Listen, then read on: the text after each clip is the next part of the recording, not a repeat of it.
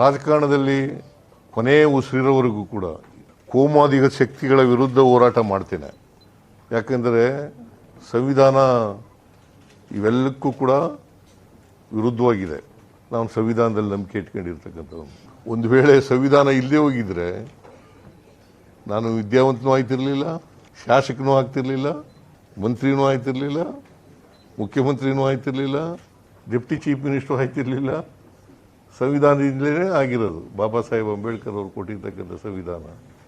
ಇಲ್ಲೇ ಹೋದರೆ ಕುರಿ ಮೇಯಿಸ್ಬೇಕೋ ಅಥವಾ ಹೊಲ ಉಳ್ಬೇಕೋ ಇದನ್ನು ಮಾಡ್ಕೊಂಡಿರ್ತಿದ್ದೆ ನಾನು. ಯಾಕೆಂದರೆ ನಮ್ಮ ತಂದೆ ತಾಯಿಗಳು ಅವಿದ್ಯಾವಂತರು.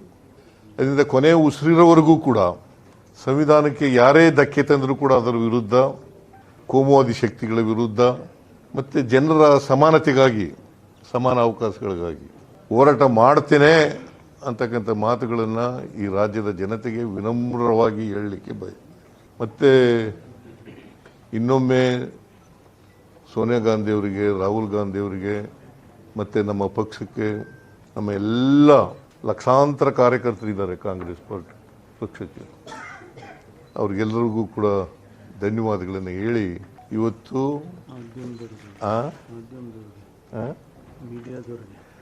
ಆಮೇಲೆ ನೀವು ಇಷ್ಟು ವರ್ಷ ಸಹಾಯ ಮಾಡಿದ್ದೀರಿ,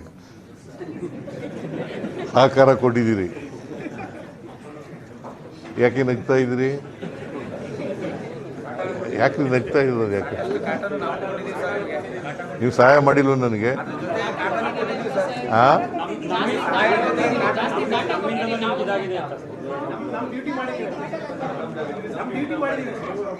ಎಲ್ಲ